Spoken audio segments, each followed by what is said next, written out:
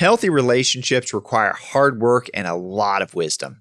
However, it can be hard to find proven and practical relationship help. Well, thankfully, Jewish tradition offers a lot of direction to help us nurture positive relationships. Today in the Game Changers Forum, Rabbi Yossi Lerman and I are going to discuss relationships and Jewish wisdom. And Rabbi Yossi is going to share some practical ways that Jewish wisdom can help us build and even rebuild rich, enduring relationships on every level.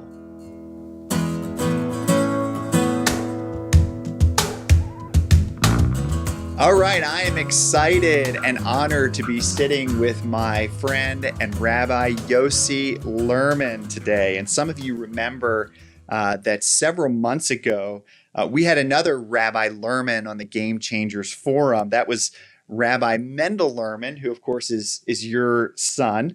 But I've known Rabbi Yossi actually for much longer than I've known Rabbi Mendel, as we've been friends for many years. Been through a lot together. That's right. Yeah, so it's really great. And I've just, I can't say enough about Rabbi Yossi. I've learned a lot from him, with him, and in my opinion, it's actually the topic that we're going to be discussing today that I would say is really, this is like in your wheelhouse and something that I think you shine in. And I would say Rabbi Yossi, just by way of introduction, he not only is knowledgeable about relationships and Jewish wisdom, but he really walks it out. So, hey, Rabbi Yossi, welcome to the Game Changers Forum. Thank you. And talking about Mendel, Mendel is a game changer. He's a game changer. Yeah. That's why we had him on here early. There you go. So I'm not sure if I'm going to change it much games, but Mendel is a game changer in my life and in the community's life. Yeah, that's for sure. He really is. And I think our folks, our audience loved the interview with him early on. If you didn't see the interview with Rabbi Mendel, definitely go back and watch that. You'll love it. But hey, I absolutely think that you're a game changer. And I think folks are going to see that and hear that as we go along. But hey, before we dig into the specifics of relationships and Jewish wisdom, I think it would help our audience to hear a little bit of your story, which is very interesting in and of itself. I've heard a lot of it, but I think your story also demonstrates how building relationships has really been at the heart of your role as a Chabad rabbi. So give us just an overview of your journey. Tell us how you went from growing up in the Crown Heights section of Brooklyn, New York, to starting a synagogue right here in Atlanta. Yeah, Ryan. Well, I think it's safe to say that there's always one hero in every story. Yeah. And I grew up in Brooklyn, in the Crown Heights neighborhood of Brooklyn. And I was very lucky. First of all, I had a solid upbringing, mother and father. I'm from a family of 7. We're 7 siblings. And perhaps the greatest impact on my life was the being under the influence of the Rebbe. Of course, we're talking about the Chabad leader, and that would be a whole conversation for its own. And actually, that's something that Mendel and I got into extensively, talking about what is Chabad, the significance of the Lubavitcher Rebbe. So, but you actually knew the Rebbe. Like, you grew up when the Rebbe was the Rebbe. I grew up, and I went to his synagogue, and so I thought, I'm going to this community synagogue, and this is my community neighborhood rabbi. Yeah. But quickly I learned that he was more than just a rabbi for this neighborhood, but he's the rabbi for the whole entire world. Yeah. So it wasn't uncommon for us to see helicopters, snipers, limousines pull up. prime minister of this one, Yeah. and then president of this, and Senator senator yeah. that, and that was just normal life, right? Totally normal, normal life. So, so what did I gain from the Rebbe? What did I learn from the Rebbe? Of course, a ton. Mm-hmm. But what I think I could share with you and the community, that perhaps most influence why I'm here and doing what I'm doing. Mm-hmm. Two things I think the Rebbe impacted me, and and remember, I'm growing up in the 70s and 80s. Yeah. Mm-hmm. Okay, and I'm a teenager. Mm-hmm. So by the time I was 20 years old, I knew what I wanted to do in my life. Wow. So the word that I could describe what the Rebbe has impacted me is the word care. To care for our fellow people. And when I say care, I care is a big word. I think there's more than just care. When I think about it, I think there's a sense of ownership. An owner cares much different than just an employee cares. Yeah. Employee cares, right? Of course, but at the end of the day, we go home, the employee goes home, and that's it. For someone who is an owner, yeah, and when I say owner, that the buck stops here. Yeah. So it has to get done. And if it means that I need to do it, then I'll do it. So somehow the Rebbe influenced me and all of my colleagues that we don't just show up to work, but we have a sense of ownership to this world. Yeah. And to our people. And so this ownership you live with it day and night. Yeah. Like an owner of any business. You don't close the business. The business goes with you. You are the business. And you feel this enormous sense of responsibility. So this sense of the word you use, two words that really stuck out to me: ownership. As a leader, you got to think like an owner. Yes. And two, care. This care, and what I hear you saying is that being in that environment, growing up as you grew up in Crown Heights, in the Chabad neighborhood, under the leadership of the Rebbe, you really developed this value for caring for people and relationships. Totally. And that ultimately led you to Atlanta. Tell us a little, before we get into the nuts and bolts of relationships and Jewish wisdom, tell us a little bit how you got here to Atlanta and started your own synagogue 20 years ago. Sure. Well, nothing happens overnight. Yeah. And perhaps the second thing, just to fill in that picture that allowed me to believe in myself, that I can do this, is another point that the Rebbe always emphasized, and that is the small things count. What's it going to take to make the world a better place? You look at it and you say, forget it. It's just impossible. Yeah. But the Rebbe taught me, and he used lots of different approaches to let me see this point, and that is, I can do something today, and I can do something small. And he used the analogy of a scale. And if a scale is perfectly equal and even, then really all you need is a small amount to make one side of the scale tilt and overweigh the other side. So we're at that point, the Rebbe taught us, where imagine everything is equal. and you can light that small little candle. So I knew that I care, and I knew that all I need to do is something small. So I signed up. I said, Rebbe, I want to be a member of your army. Well, there's one big piece that happens before that, and that is you get married. Okay, so so you're at about 20 years old at this point. I'm about 20 years old, and I finished all my studies. Yeshiva. Got smicha, so ordination. Correct. Okay. I did a 2-year educational program in Los Angeles. Oh, I didn't know that.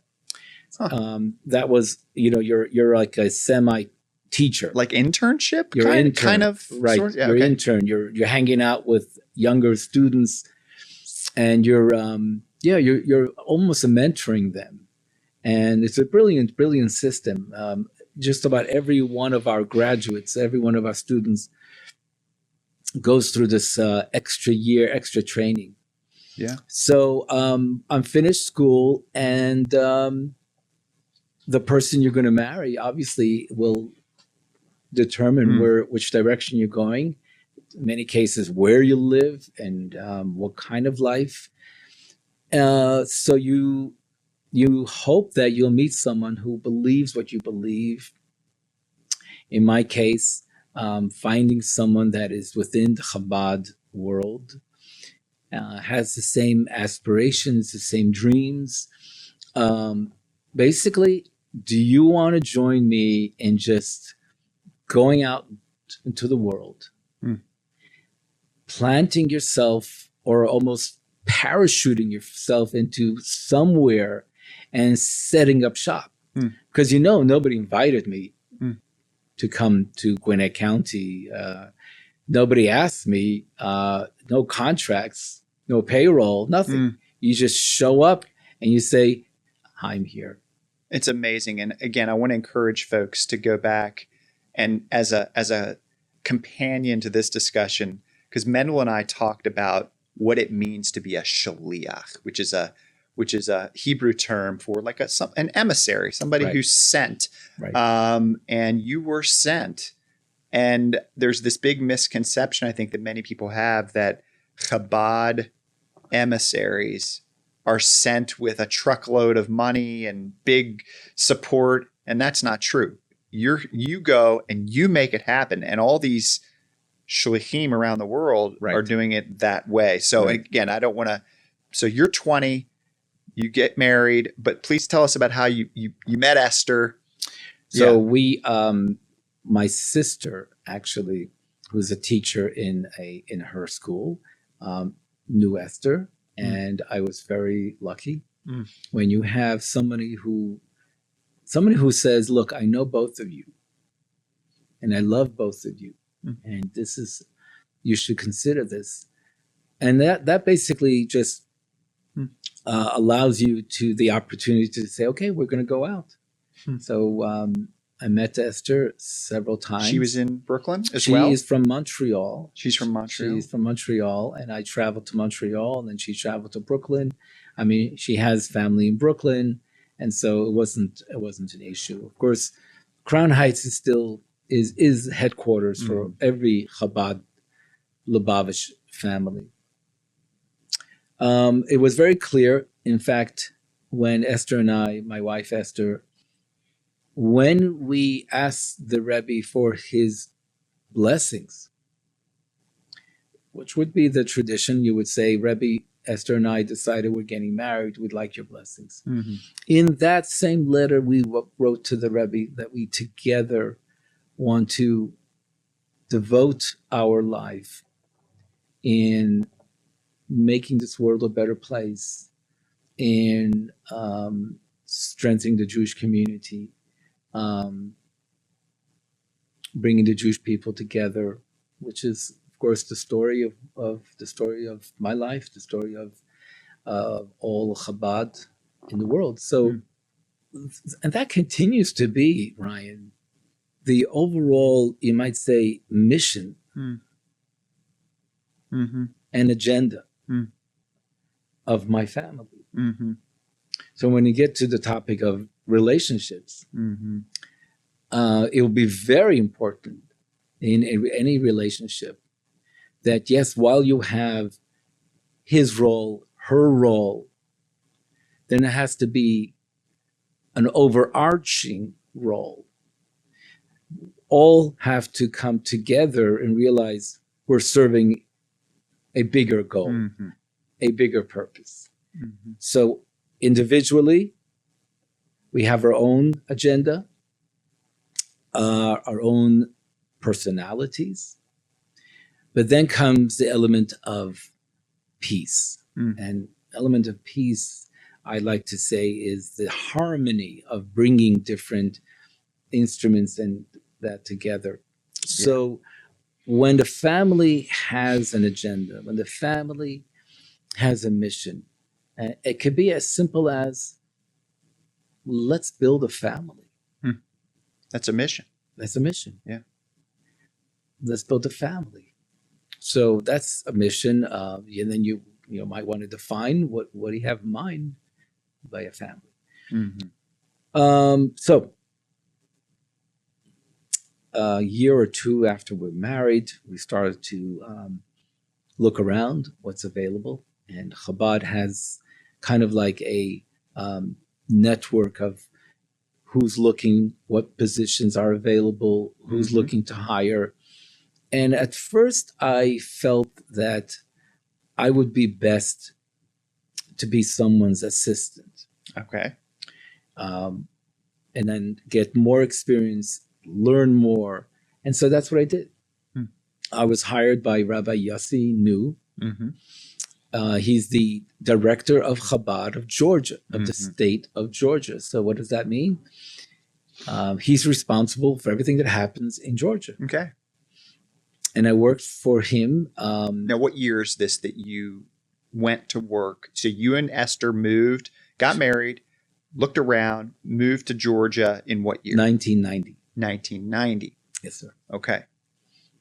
So that we're in Georgia now for 34 years. 1990. Okay, so you come here, but you're at that point, you had not started your own synagogue. That's correct. You were working for Rabbi New. Yeah. And at that, now, as we stand today here in 2025, there are, 15 or more Chabads in Georgia? 20, maybe? About 20. About 20. Yeah. Back then, how many Chabads were there in Georgia? I was his second human Chabad. Okay. So I was number 2. He was number 1. He's number 1. You were number 2. I was number 2. So there was one synagogue when you moved here. That's correct. And then one synagogue and 2 rabbis. And now, like you said, now we have over 20. That's amazing. It is amazing. So, and then you started, the synagogue, the Chabad Enrichment Center over 20 years ago. That's correct. And now there's a building that's being built and so many wonderful things. Right. I like to remember the day we started in our own Chabad, and that was 9/11. Is that right? Yeah. 9/11/2001. I had no idea. 9/11/2001. So when you say you started it, like, was that, what does that mean? That 9/11 was, I believe, a few days before Yom Kippur. Mm-hmm. Mm-hmm. And that Yom Kippur, I was in Gwinnett County making service at the hotel. Oh my goodness. So I remember packing up my things in my home in Sandy Springs and watching the TV. I couldn't believe this. I'm from Brooklyn, so I know New York. Mm-hmm. But that always helped me see my role in this world. Yeah. Because if 11 people, the pilots were a total of 11, if 11 people can bring so much pain and suffering and so much destruction,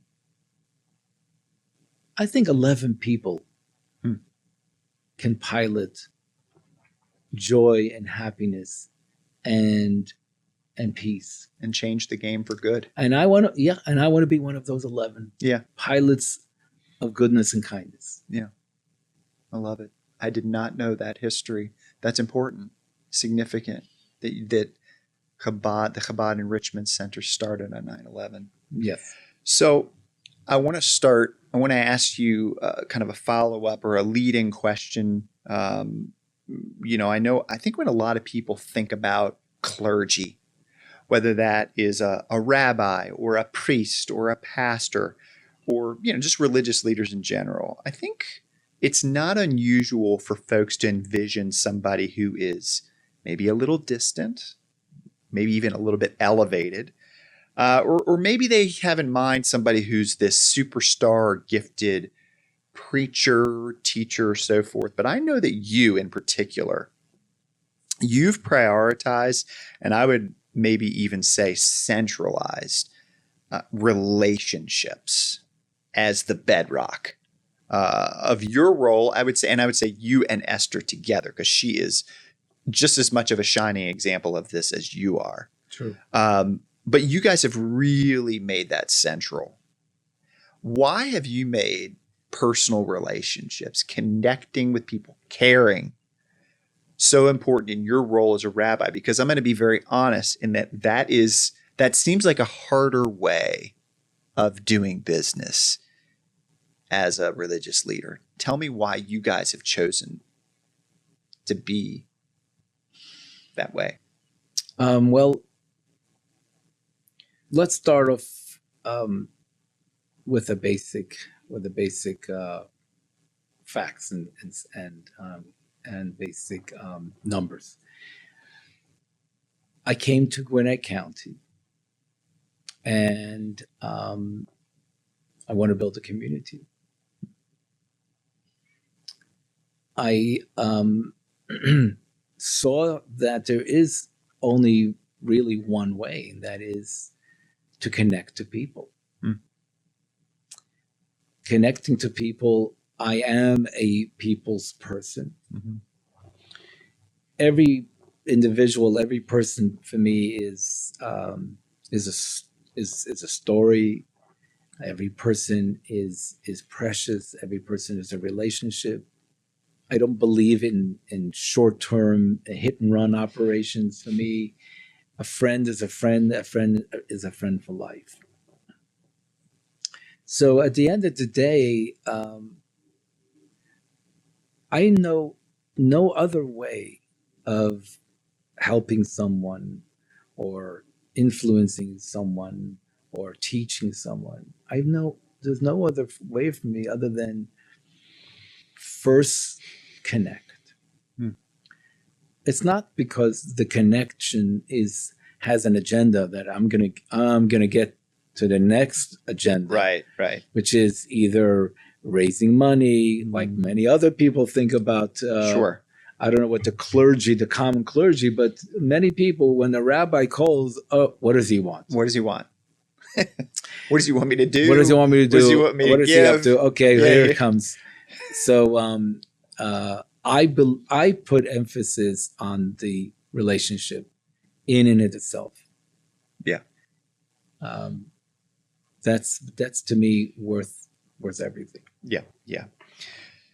So I know recently, I want to get into some of the nuts and bolts again. First of all, just hearing your story as we are talking about relationships, it's wonderful to hear.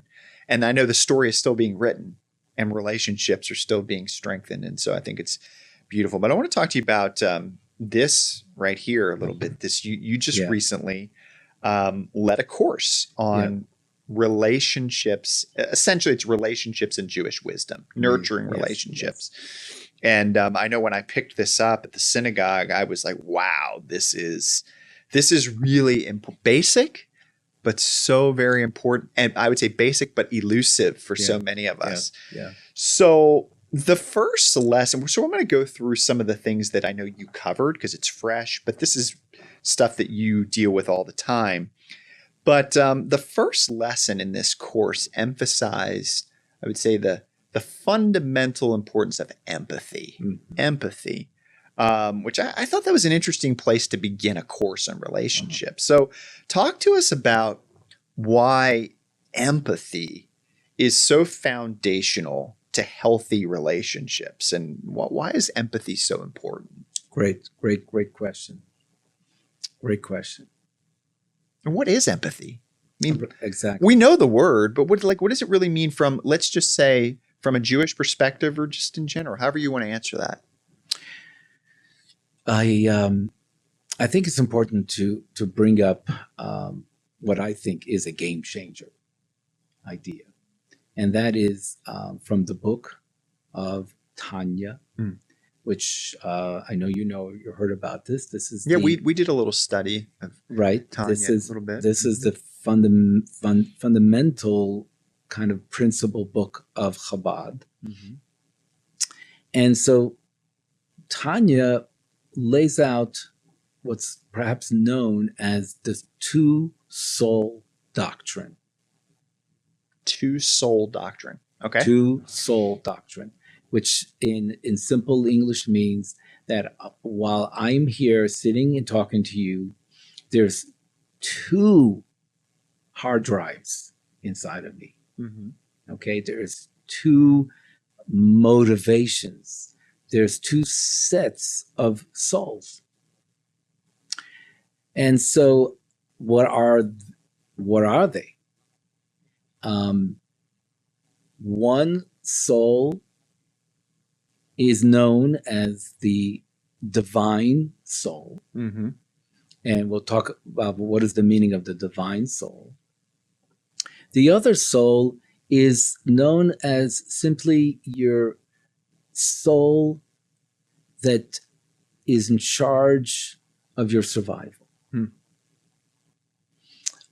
So it has different names, just names, but it's your biological soul. Some call it your animalistic soul because it's a basic animal level, right? And it's important to know yourself.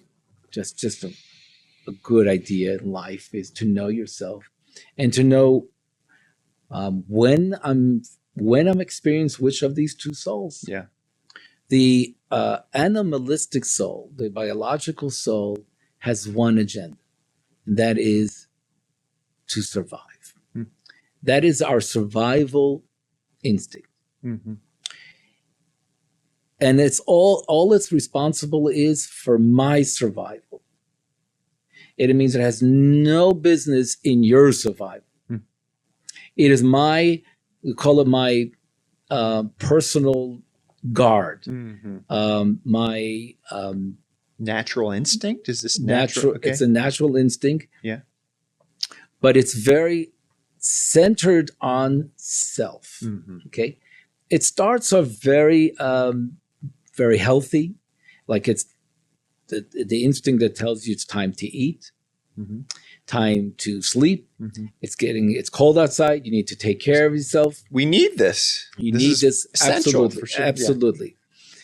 It also is kind of the soul that, again, like your bodyguard, that is constantly on the lookout. Who is going to hurt me? So you're looking out for danger. That's exactly right. You envision a president and his whole security guards, okay? Right. They're looking very serious. They're looking very nervous. In fact, you want them to be serious. You want them to be worried because that is a good thing for them. Sure. Because they are watching, that guy's getting too close. Right. What's in his hand, right? Take your hand out of your pocket, kind of thing. They're nervous. Yeah. But that nervousness is good because it protects the president. Right.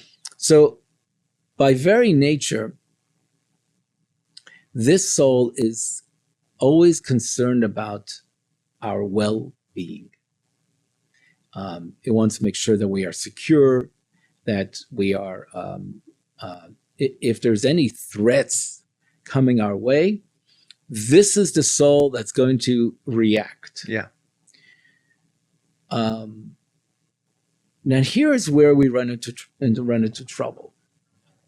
How do you define a threat? when someone disagrees with your opinion, do you feel threatened? Yeah. Or how about in general, when somebody else is successful, do you feel threatened? Sometimes, yeah. Makes you maybe feel a little smaller. Exactly. Yeah. So this is where this soul has a very hard time in relationships. Mm. So let's start again. This animalistic biological soul, by definition, is self-centered. It's self-oriented. It's concerned about self. It doesn't play well with others at times. In fact, but it's necessary. Oh, it's absolutely necessary. It's your protection. It operates best in solo, just by itself. Sure.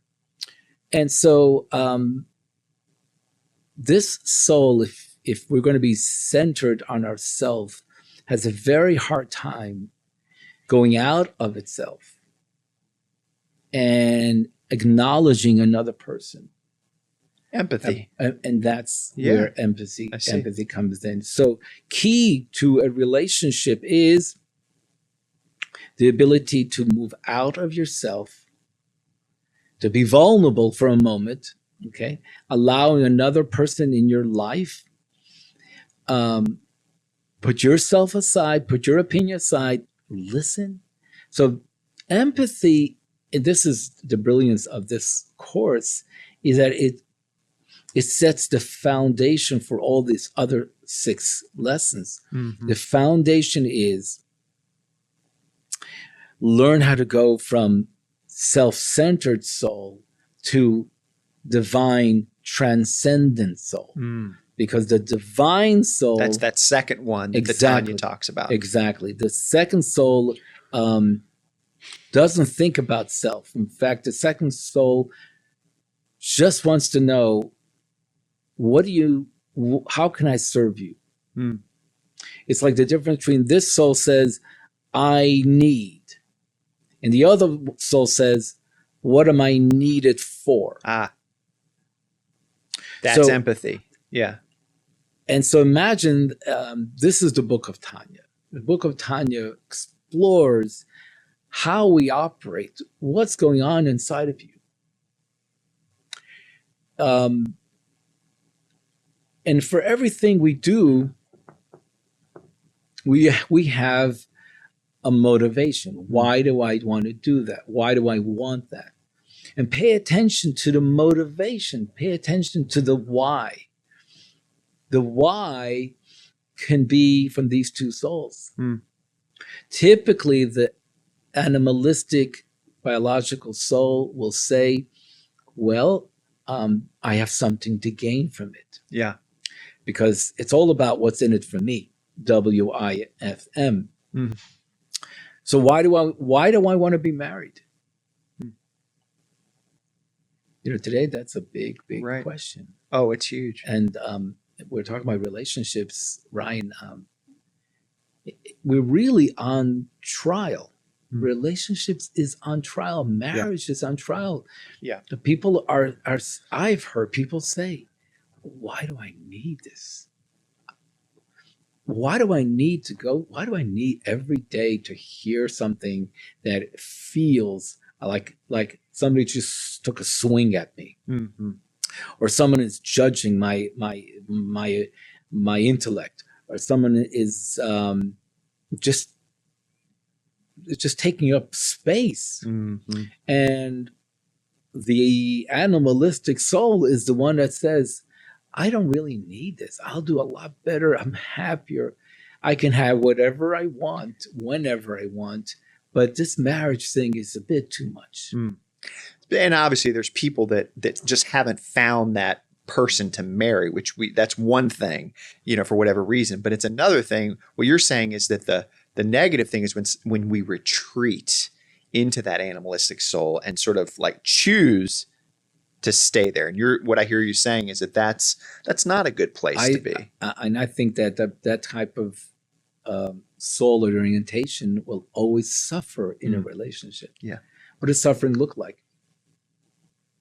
Every day you get you feel like you're under attack. Mm. Every day you feel like this is a hostile environment. Mm. Every day you feel like I've been abused. Mm. You know, every day. I mean, in the greatest of marriages, okay, I can't imagine that there is a marriage where couples don't get upset at each other. Sure. Or raise their voices.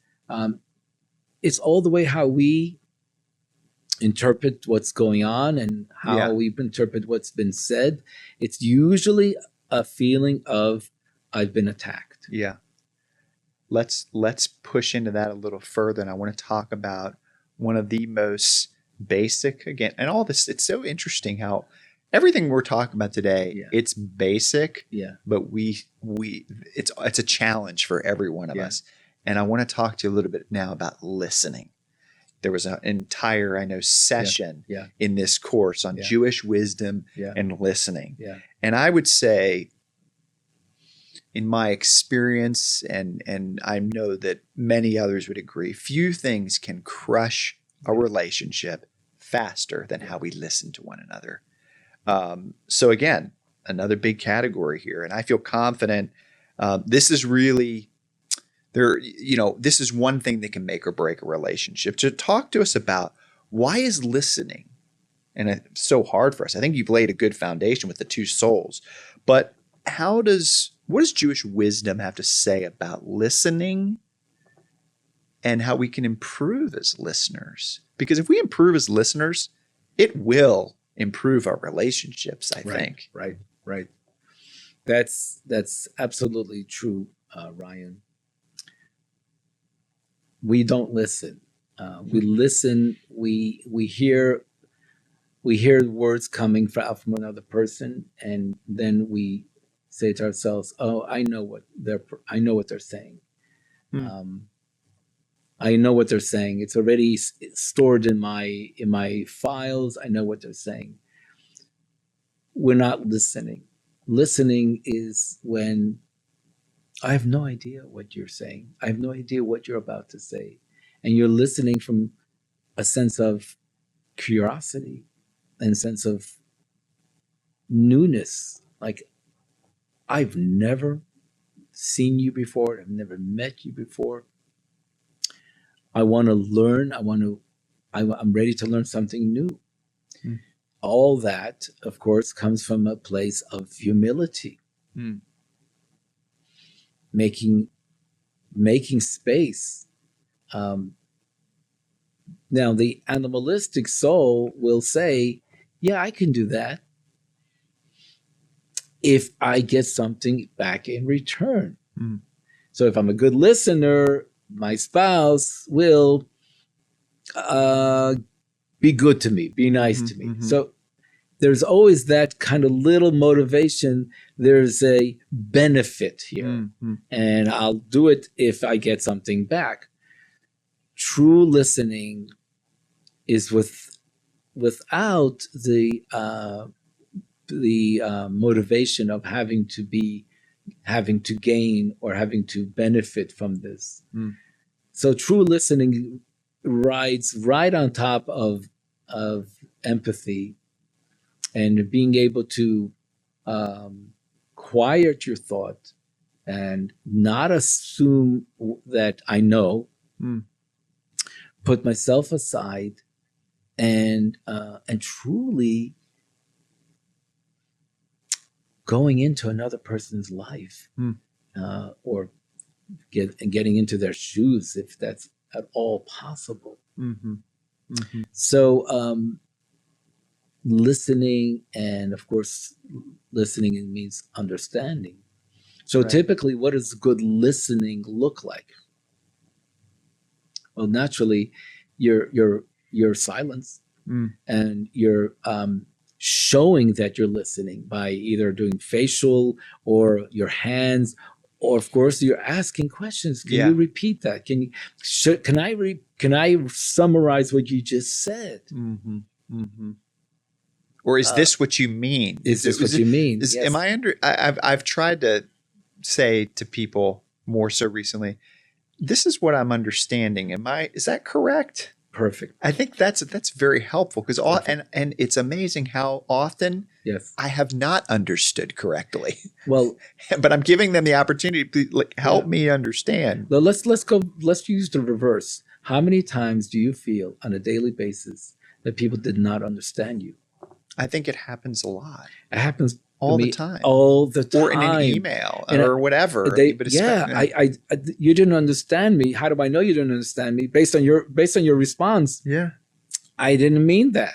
Right. I didn't say that. Okay? So we're too fast. And you're right. Yeah. Text messages? Oh. Forget it. Yeah. Forget it.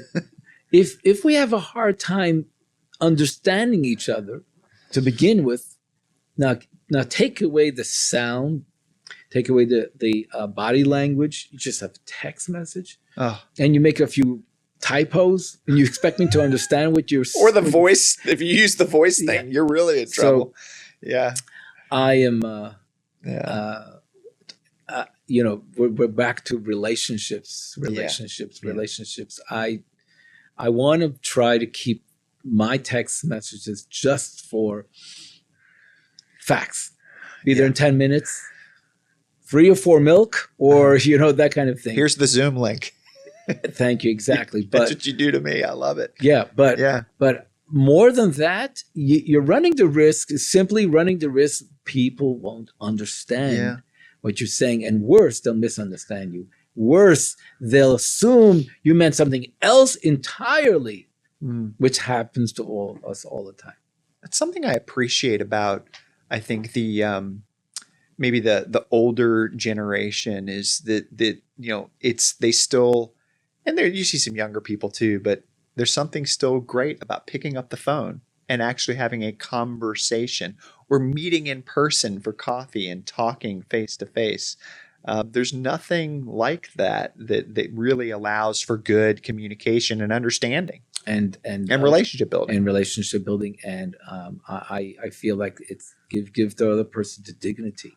Mm-hmm. Give me dignity. You text me. Is that all you can do? Yeah. Is text me. Are you hiding behind your phone? Give me a dignity. The dignity thing to me is, I think, part of the relationship thing. Yeah. And so picking up the phone is at least a way of sharing a moment together. Mm-hmm. I'm really happy we're having this conversation because I do have a passion. I have a passion for, well, it probably starts with the idea of I don't want to be in pain. Mm. And so I want to have good relationships. Yeah. Yeah. Pain is pain. Who wants pain? Right. So we're going to have to figure this out. And we have to listen. We're going to have to figure out how the relationship stuff works. Speaking, we'll move on from listening because there's just so much for us to cover.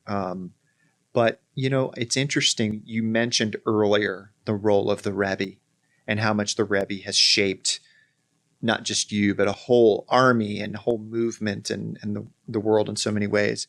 But something that I've consistently observed in my understanding of the Rebbe, books I've read, videos I've watched, stories I've heard told, even from yourself and Mendel, is that even though the Rebbe was an incredibly busy, he was in so much demand, senators, helicopters coming in from all over, letters, he had a reputation for being a very good listener. And that when people actually did sit down with him, even though he was incredibly busy, right, they felt listened to. And as if, I've heard more than a few people say they felt like his eyes pierced through their souls, as it were. Of course, metaphorically speaking, but that says to me that maybe one of his superpowers was he was a great listener. Absolutely. And that was part of his strength as a leader. Absolutely. Would you agree with that? I absolutely agree with you. And that's not only his magic as a leader, but how you make other leaders. You've heard this before. The Oh, Rebbe was yeah. not just a great leader. Common or normal leaders make followers. Yeah. The Rebbe made leaders. He was a leader of leaders. A leader of leaders. Yeah. And if you're going to be a leader where you want others to follow, then you're just going to want to hear your voice and hear yourself and keep talking and keep preaching. Yeah. Right. But if you're there to develop and to allow somebody else to shine, Yeah. then you got to let the other person shine. Yeah. A modern example of this, and I know you're not as into sports as Mendel is. Mendel and I, we're both big. One of the you and I share many things that we love to talk about. Yeah. One of the things that Mendel and I love to talk about is Braves baseball. Yeah. But the example I'm thinking of is actually in football, and I know some in our audience are big football fans. And the former coach of the University of Alabama football team, his name is Nick Saban. Mm-hmm. And he is known as a great leader. And one of the ways that he's known as a great leader is that so many of his assistant coaches became very successful head coaches. Wow. And so all over the college football world at a very high level, there are all these, this army of former Nick Saban assistant coaches. Wow. And something I've noticed about him now that he's no longer the head coach of Alabama, but if you listen to Nick Saban and watch him as he's now a commentator, he's a commentator. He works for ESPN. He's a very good listener, and you can watch that. And this is all coming together in my mind as we're thinking about the Rebbe and listening. Yeah. Watching him now, I'm like, that makes sense. Yeah. A good leader of leaders. Yeah. Must also be a good listener, right? And they don't have all the answers, right? And just to spice that up a bit, back to religion, okay? Yeah, right? Yeah. So our most central prayer is the prayer called Shema Yisrael. So it has 6 words, right? Shema Yisrael, Adonai Eloheinu, Adonai Echad. That's a very short prayer. Yeah. Listen, Israel, the Lord is your God. The Lord is one. But we spend 2 words on saying, listen, Israel. Why do you have to say that? Yeah. Just give me your message and give me, but I agree with you that a big skill in life is to be a listener and to absorb what others are saying. Yeah. I'm still convinced that, I don't know exactly the percent, but because we're not listening to each other, we're not understanding each other. And we're not understanding each other. So I can get up and deliver a sermon. I should assume that 60 or 70%, that's my personal number, okay, of what I just said, people didn't understand. That's a lot. That's a lot of the message. That's more than half of it. Yeah. So and I think you're right. I mean, as somebody who's done a lot of speaking, I would agree with that. It's a sad reality. Yeah. And again, I can prove it by the response that I get. Yeah. I'm all the time. And I mean, the other day I was in a conversation with someone and the other person said to me, Rabbi, your way of thinking is flawed. and he goes on to tell me what I said that was wrong. And that's not what I said. So I had a double whack. Okay. Yeah. You didn't hear me. You didn't understand what I said. And you insulted me. Yeah. So my animal was not, I was ready to swing. Yeah. It was that first soul was bubbling. But yeah. And by the way, that's usually what happens is we, once your animalistic soul gets excited, we get a very emotional, Sure. and then we're hijacked. Right. So another area you taught about in the course, and that I know is very near and dear to your heart, is the importance of positivity.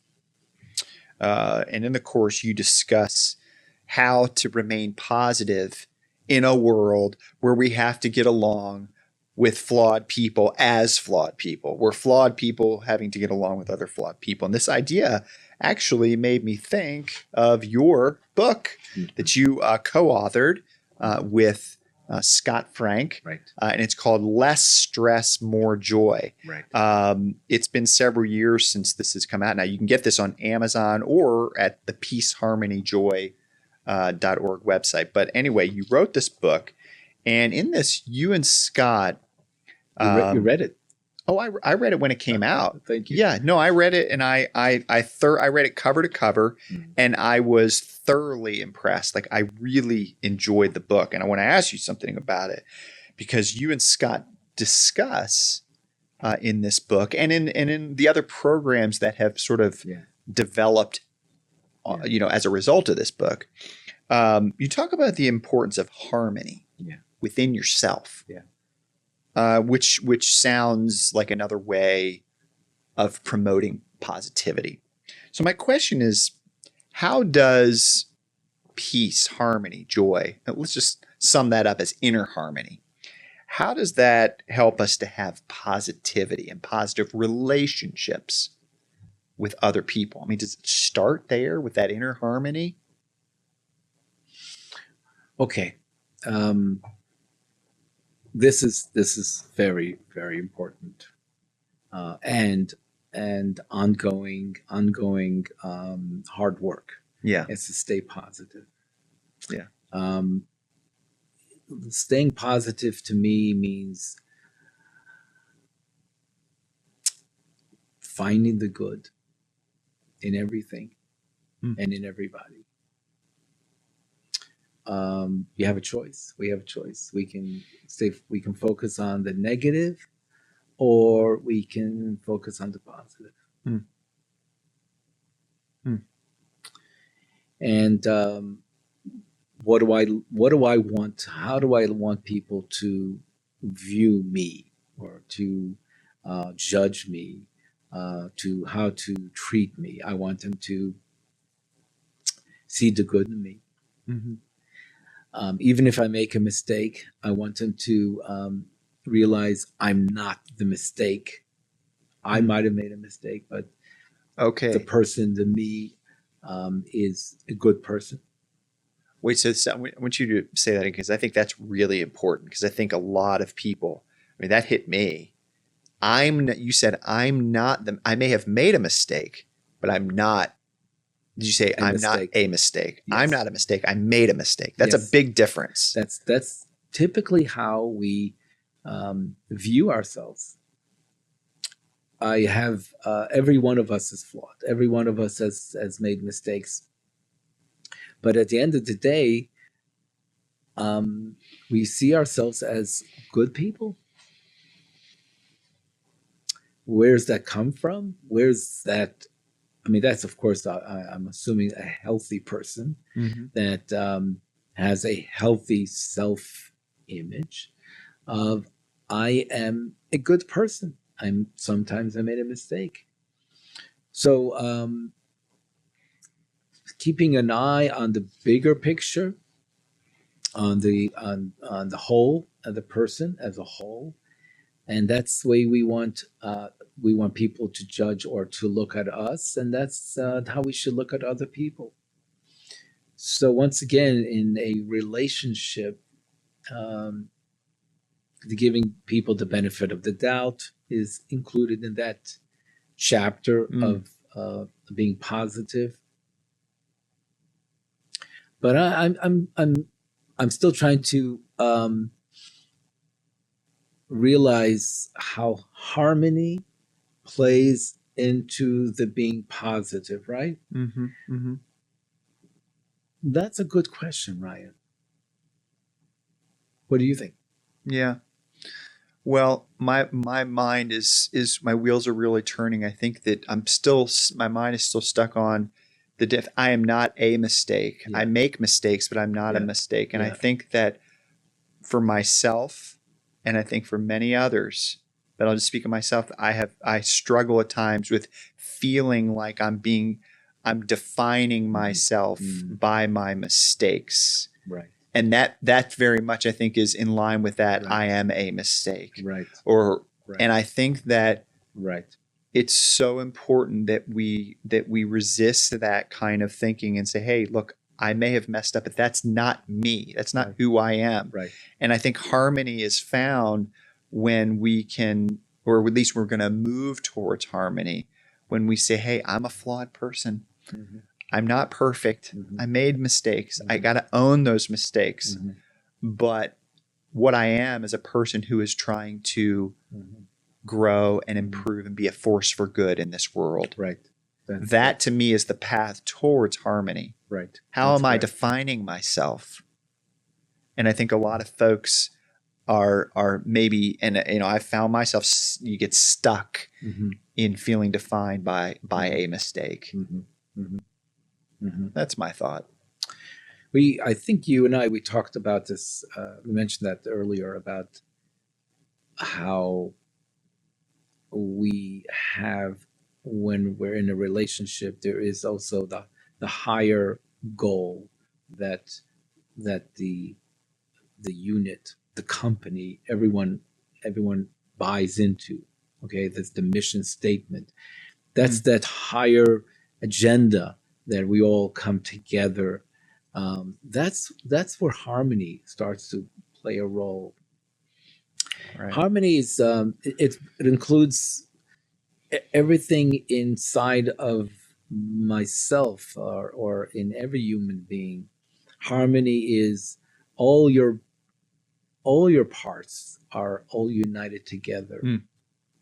You're the same person when you're at home, when you're at work, when you're shopping, when you're in business. Yeah.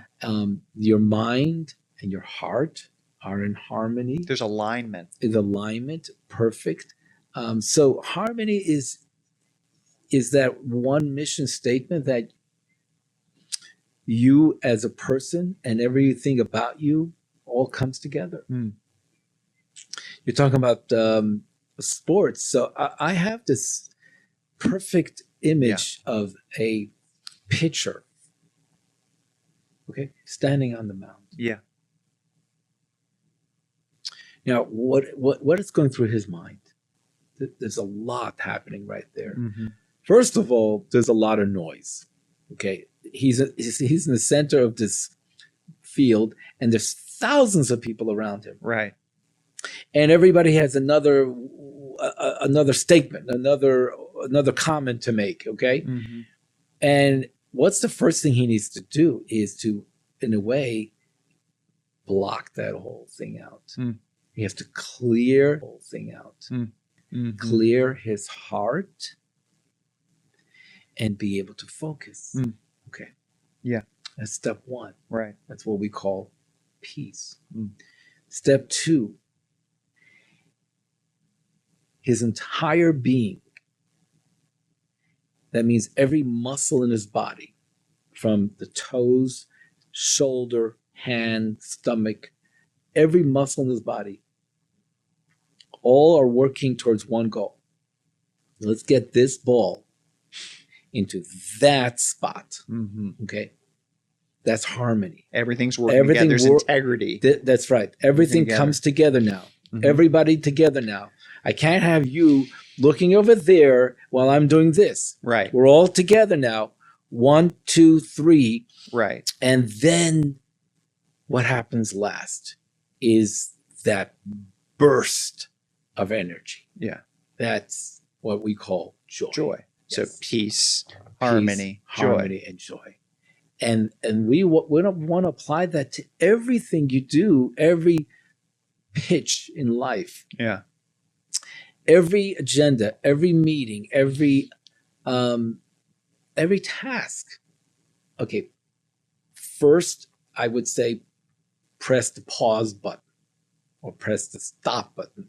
So stop with the noise, stop with whatever else you're doing, and bring yourself here. Are you here? Are you present? That's calm key. down. Being present. Yes, You got to be. If you're on that pitcher's mound, you can't be thinking about where you're going to dinner that night. You got to be in the moment. Exactly. And if you had a bad morning, if you had a bad argument with your spouse, if you had you're not ready. You're not ready for the game.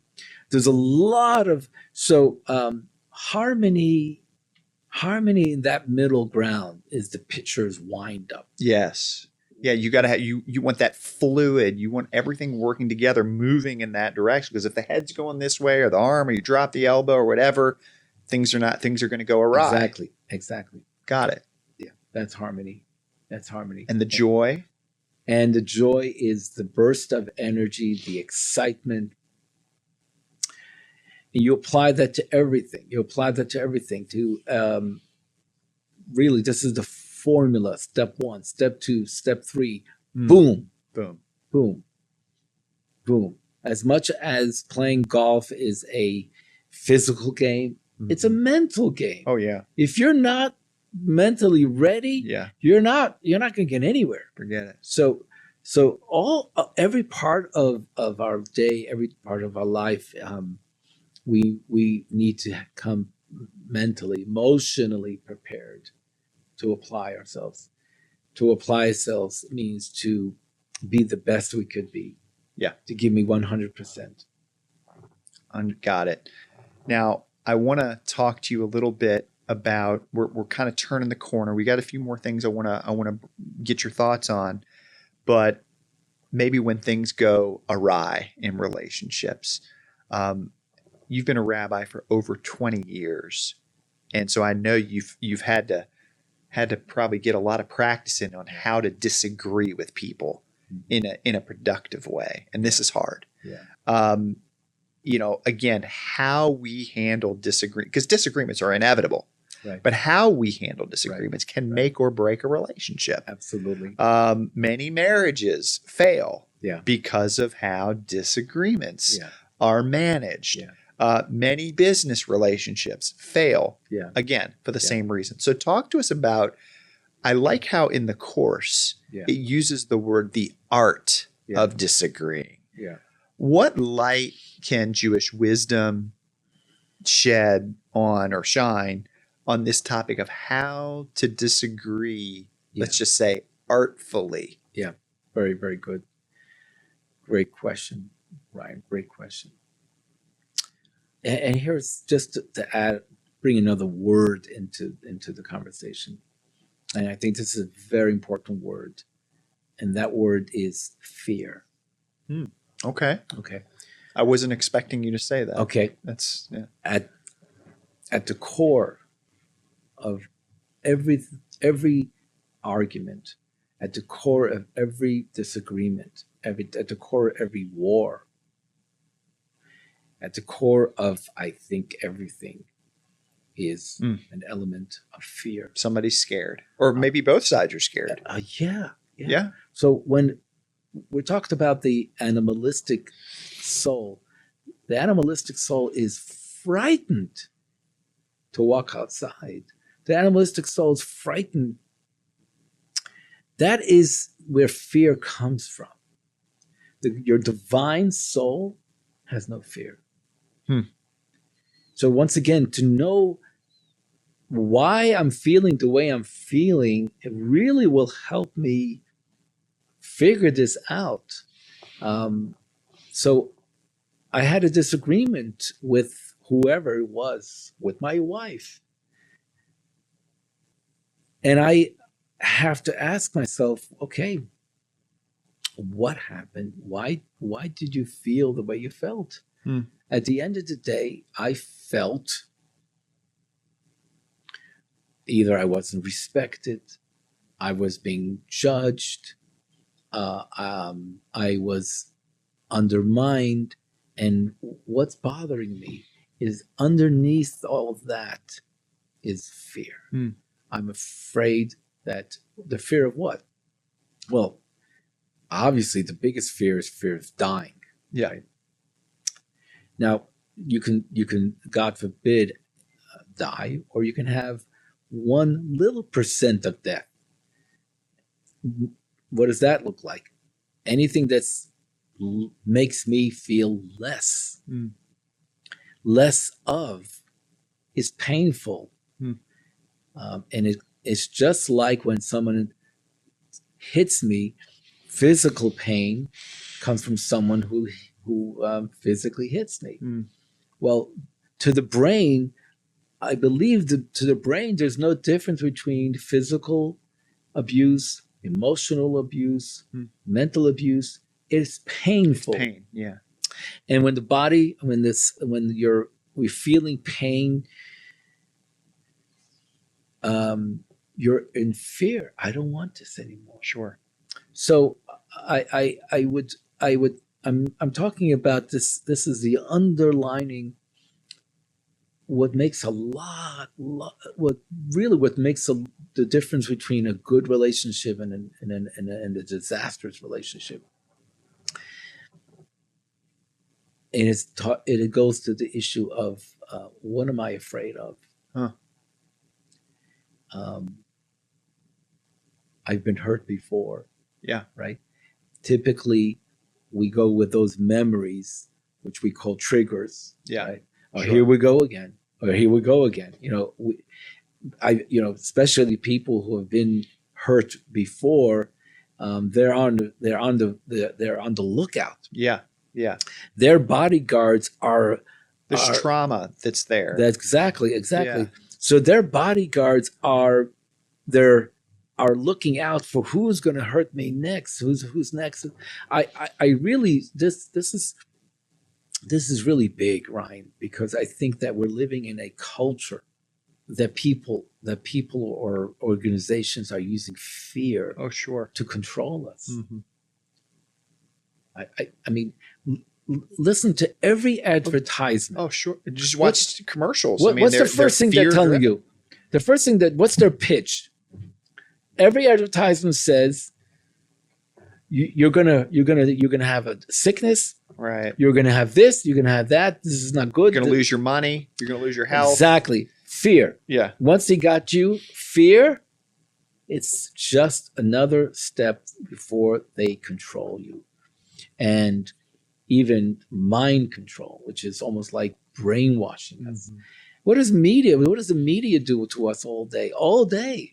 I got bad news for you. I got bad news for you. Yeah. And then they make you feel like you need to listen to the radio or you need to listen to the news so that you know what's going on. Because woe to you if you don't know what's going on. Right. Right. That's another fear, being uninformed. Uninformed. And because most of us, we control the fear by control. Yeah. Let's say it again. We calm the fear by having what we think is control. Yeah. How do we have control? By having choices. And I have control. I can choose this or choose that. It's a whole different world, Ryan, when we live in a world of peace and bliss. To me, religion or God, for that matter, is really a sense of bliss. I'm not afraid. I'm not worried. I don't need to control. I don't need to have choices. I have what I need. I'm not worried. I think that's what everyone would love. Today, we call money, we call stocks security. Because I need security. Yeah. Well, literally, they're called securities. They're called security. Yeah. That's what they're called. Yeah. They're security. They're going to secure me. But so obviously, we teach our children, you need more security. You need more money. That's not going to go too far all the time. Yeah. So back to how to have a good argument. Yeah. It's we definitely need to put in check our animalistic soul. Prepare ourselves to learn something new Yeah. By the way, we're not going to get anywhere with having debates. I don't believe in debates because debates, by definition, is I'm going to come there and convince the other party why I'm right. Forget it. We lost. Yeah. Not lost, but it's over. It's over by the minute we say go, it's over. You don't know. You're not here to listen. You're here to convince me why you're right. Yeah. And I'm not listening to you because I'm here to convince you what I am right. Right. That's it. Might as well close the shop. Sure. So the Rebbe, by the way, told us. The Rebbe always told us, debates not going to get you anywhere. How does that? So let's just, before we move on, how does that harmonize with? So in Judaism, like if you go into at the Chabad headquarters in Brooklyn, you go down below there at 770, and it's that environment where they're studying and there's a lot of passionate discussion. Going back and forth, wrestling, maybe even some would look at and say, they're debating. But I think there's something different about that kind of discourse that's very common in Judaism, in that kind of environment, or even in our texts that allow for passionate conversation, even disagreement. But that's different than combative arguing. Right. Correct. Even though that happens sometimes, that's not something that Judaism affirms as okay. That's exactly right. And you just described the two different souls. Yeah. You just described it. One soul is the divine soul, who can debate, and that's what the whole Talmud. Yeah. Every page of Talmud is we're going to argue about everything. Yeah. But they're arguing about finding out the truth. Yeah. Finding the truth. They don't have a personal agenda. They don't have to be right. They don't have to be wrong. They're all searching for the emet, for the truth. So they have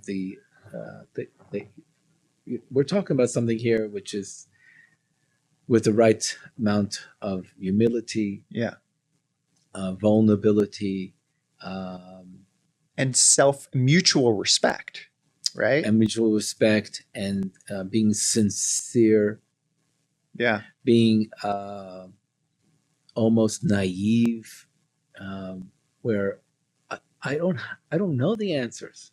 Yeah. By the way, one of my best answers to any question is, I don't know. Yeah. And most people are so shocked when the rabbi says, I don't know. You kidding me? I mean, wow. Yeah. Even that is an experience. But you know what? I want to say something about that. I think that when a leader in general and a rabbi in particular can say, I don't know, rather than diminishing trust, I actually think it builds trust because it shows humility. Yeah. And it shows that you're not just making stuff up. Yeah. Because if people can often see through that. Absolutely right. Just to say, I don't know. Absolutely and right. I know you've said that to me before. Or something I really like that you've said through the years is, I don't know, let's figure this out. Let's look into this further, or I'm going to get back to you. So Ryan, I mean, I have to consider what everybody is familiar with, and what they're used to, and who are their leaders. What do I represent? I don't represent politics. I don't represent competition. If anything, I want to represent that moment of bliss, and serenity, harmony. You and I have talked about the Friday night dinners, Shabbat dinner, Friday nights, nothing like it. That's just, we're not going to sit. That's harmony. Yeah, why? We're not going to argue. We're not going to debate. We want to just feel that that moment. Yeah, a good loaf of challah, two loaves of challah on the table, some candles, a good meal. Exactly, a cup of wine. That spells harmony. Matzo balls. Yeah, that's right. That's right. When I feel an argument coming up, I run. Even when someone asks a question, questions can be with another agenda. Sure. What's the question behind the question? The question behind the question. So I often don't know what's behind the question. Yeah. What do you want to know, my son? Like, really, what do you want to know? Yeah. What's bothering you? What's bothering you? Yeah. Rabbi Yossi, I want to begin again. We've turned the corner, but want to wrap this up today with a relationship component that can be very painful.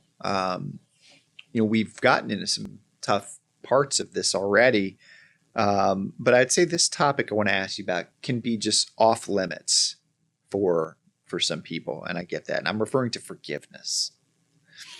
In relationships, we're not only going to disagree, we're going to make mistakes, which we have said already. And what we haven't said, I don't think, is that we're going to hurt each other.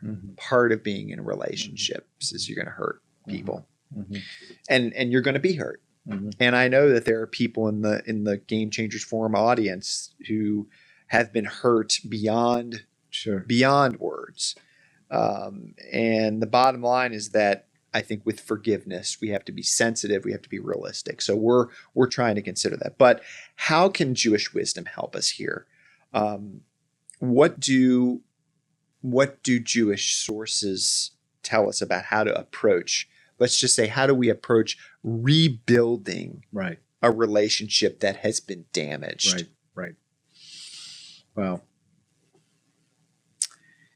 The story about the Chassid, I think his name was Shmuel. And Shmuel goes to Manhattan. Okay. This is like in the 50s, in the 60s. He's coming right out of Russia. Okay. Wow. And he's in Manhattan. And he looks up to those gigantic buildings. They take him through one of these buildings, and the elevator takes him to the 70th floor. He walks out, and he looks out the window. And he can't believe what he's seeing. Those people down below, they're tiny. And those cars, which is, they should be bigger. They're tiny cars, trucks just moving along. Right. And he calls over his colleague and says, he says, it's interesting.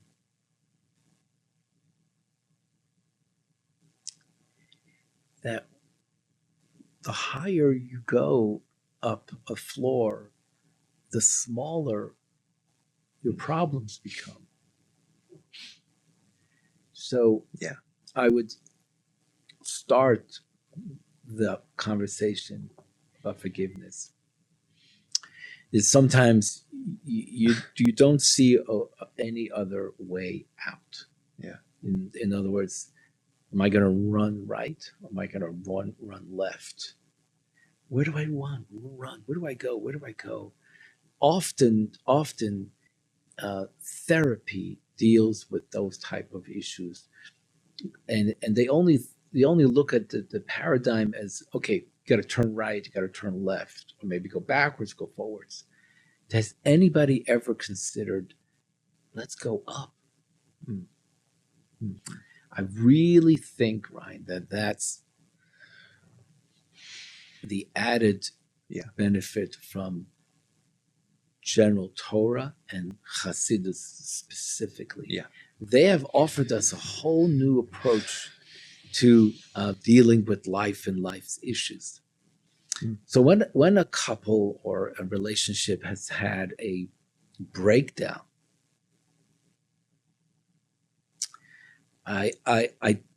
this is broken. We have to start a new paradigm, and that's by going up. By going up. we call that maturity. You know, remember, Ryan, we used to play when we were kids. I used to play with little toy soldiers. Sure. I love those little toy soldiers. Remember those figures? Oh, yeah. Well, the one that's the lying down guy, and then the guy with the Uzi, with the rifle. Yeah. So this is my. Now, I don't have any desire to play with my toy soldiers anymore. Why? You've matured. I've matured, and what used to be important is less important. What's the big word? It's insignificant. It loses its value. It's not so important anymore. And then we can move on. So we can't move on and forgiveness until we move into a different realm where that the past is the past and it's less important. The big hero in our story is the story of Joseph and his brothers. And how in the world can he forgive his brothers? Yeah. Who did that to him? Yeah. And he forgives them. Yeah, but he had elevated his perspective. He's elevated. Yeah. And the key words is he says, that's a great point. He says to them, you didn't sell me to Egypt. God send me to Egypt. That's the key word. Send versus sell. Send versus sell. You know, you can consider the story that you were sold, and then you change the whole story. The whole paradigm is changed, and you see things differently. So going up higher means you see bigger picture. Yeah. And often that's what it requires. And until we don't do that, it's very, very, very difficult. I think also some of the things now we may elevate, we still may be able to see those things, and they still may need to be addressed. Yeah. He had to talk some things through in the Genesis story with his brothers.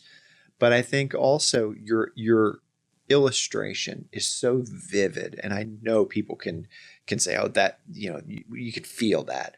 But then sometimes when you get high enough, you can't even see the cars anymore. Like there are certain things that just they totally, if we can elevate spiritually and get God's perspective on these things, so many maybe offenses or problems, not everything. Again, there's some deep pains that still have to be dealt with, but a lot of things, they just are eliminated from our vision. They're no longer offenses anymore. That's exactly right. The people, the righteous people, have succeeded in changing the story that way. In other words, they will say, no, it wasn't that so-and-so caused me pain. It was God who had this plan that I will be in pain. So it comes from God, not from that individual. That individual happens to be the messenger. And because that individual chose to be the messenger, they're responsible and they're guilty for that. Sure.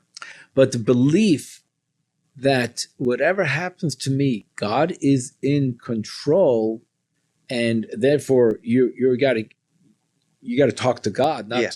That is a game changer. Yeah, it is. It's when King David says to his son Solomon, this guy Geri, Shimon ben Geri, who cursed David when David was running from Jerusalem. So David HaMelech says, God told Shimi ben Gera to curse me. Now, God never said that to Shimi. But in David's mind, King David's mind, whatever happened to him was not just happened. Nobody is killed in an accident. Nobody's killed by accident. You're killed in an accident.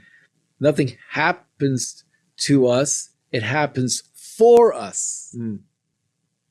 So that's another elevated perspective that changes the whole picture. It does. That's good. Okay, Rabbi Yossi, let's bring this home. I'm sure people, I know people are watching us who are in a season of life where they may be scared and reluctant about relationships. I sympathize with that. I've been in those seasons myself. And folks may have a lot of history and reasons to do the bare minimum, let's just say, regarding relationships and connecting with people. Because, as you've alluded to already, if you've been burned, it is understandable to avoid the fire. You're scared. You're scared. You're scared. So I'd like to ask you to leave us today with maybe a word of encouragement for folks who are struggling with relationships right now. What would your encouragement to them, and maybe what's one thing that you would encourage them to not give up on regarding building relationships in the future? Got it. Well, I would say that we have to face our fear. When I say face our fear, I mean something entirely different. I think it's important to have a conversation with yourself. Go talk to yourself. And the core me, okay, which is, by the way, very important to notice that even one who's had the worst life, the worst abuse, the worst of everything, there was always something who witnessed all that abuse. And that level is you, a person at their core. That level of core self and center self will never be hurt. Everything that happens is around them, underneath them. So here comes the core self and comes down to our fear and says to the fear, come here, my child. Come here, Bubala. You're afraid, right? Tell me about it. I tried that, right? I tried that. You know what happened? I started to cry. I started to cry myself. I'm talking to myself, and I'm not shunning my fear. I'm not shushing it and saying, get away from me. Or what's wrong with you? You're a big boy. What are you afraid of? That's not the way we're going to deal with the fear. And the fear is always going to be there. You have to face the fear. What do I mean by facing the fear?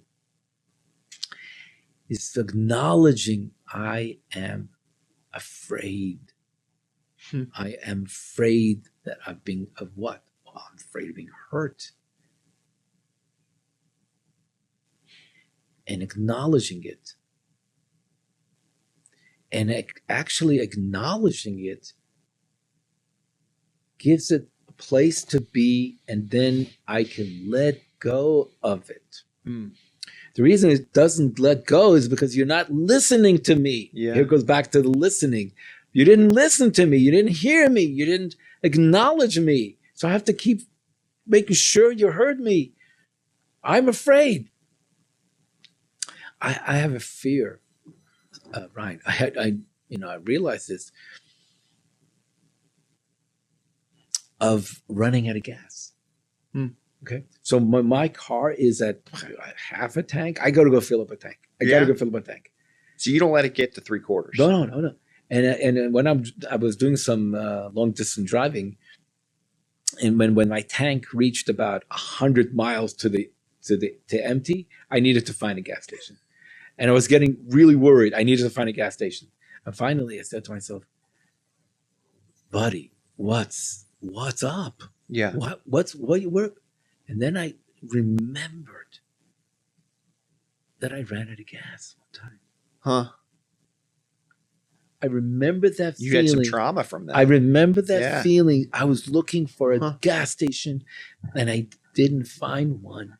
I was really traumatized. Wow. So I remembered that has stuck with me. That has been in my subconscious. Yeah. The only way I got rid of it is I said to myself, tell me about that fear. Why do you even want to fill up gas? You're afraid. I'm afraid of running out of gas. And then what? Well, running out of gas in the middle of nowhere? What are you talking about? Yeah. I'll be in the middle of nowhere. I'll be stranded. You build. Yeah. It Becomes this big thing. Yeah. So you're right. We have all been hurt. Yeah. And we need really to realize and to acknowledge this pain. Allow the pain to be. What you said, I think, is so it's so important, and I would say profound in that you speak to the you don't deny it, you don't run from it. Yeah, it's almost like you acknowledge it and you speak to it. But I think by doing that too, the way you were articulating that, you're making it clear that the fear is not you. You are not the fear. The fear is not a part of you. It's something outside of you that you are speaking to. Yeah. And there's something powerful about when you call it out and then you tell, you're having this conversation that you're not going to allow that to be and define who you are. That's the beginning and end of good therapy. Mm-hmm. The beginning and end of good therapy is to realize I am not the fear. I'm not the fear. I'm not the abused. I'm not the shamed. I'm not the failed. I am not it. I'm not the mistake. We've talked about that earlier. Exactly. I'm not the failure. Exactly. I'm not the divorce. I'm not the whatever I did. That's exactly right. So that's the divine core of me. So when they talk about the two souls, they're not actually equal. There's one who's the daddy,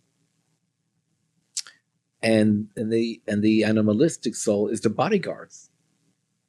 In Kabbalistic terms, the animalistic soul is called klipa.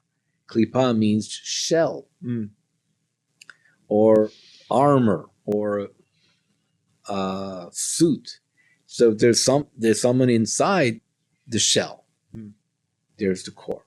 Yeah, and that's always can be protected. That is divine. Yeah, that is divine. Divine in every person is pure, is innocent, is holy, is infinite. Yeah, that's a good way to finish it off. Place right? to end. To be continued. That was beautiful. Let's do it again.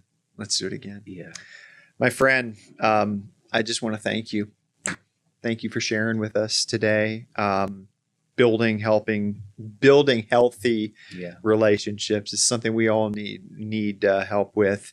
This is a process. Yeah. It's a conversation. It's something we all are working on. I'm thankful. I'm really thankful for the gold mine that we have in Jewish wisdom and in the sources that can help us and guide us. You mentioned the Tanya. There's other sources that we've referenced. And I'm grateful for that. It's the owner's manual. Yeah. So there you go. Once again, we're trying to figure this out. Trying to figure out how does this work? How does this work? How do humans work? How do relationships work? Yeah. Yeah. Owner's manual. Yeah. And I'm very thankful for you. Very thankful for you. You're not only.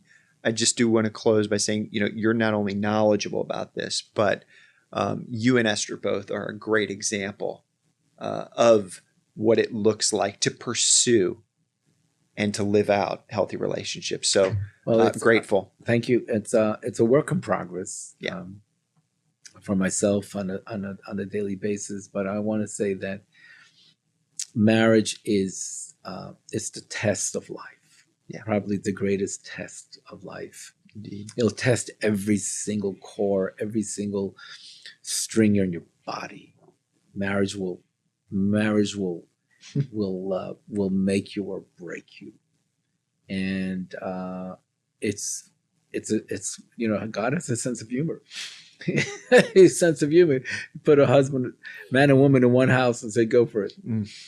Amen. Thank you, Rabbi Yossi. You're welcome. Thank you. All right. Well, thanks for listening to today's show. Hey, I'd love to hear your thoughts in the comments section. And don't forget to subscribe. And if you're on YouTube, I would appreciate if you would click that like button and the notification bell so that you can be aware of when the next episode drops. And if you'd like to engage further, head over to ryanlambertforum.com. There you can sign up for the Game Changers email, which I send out twice a month. It features short and sweet game-changing ideas and resources and tells you how we can interact further. Also at ryanlambertforum.com, you can learn how to support the Game Changers Forum through Patreon. So we're 100% financially sustained by our audience, and we greatly appreciate your support. Even becoming a $5 a month subscriber on Patreon makes a difference in helping us to produce more game-changing resources and opportunities. So thanks for considering this, and we'll be back soon with more game-changing ideas for a life well lived.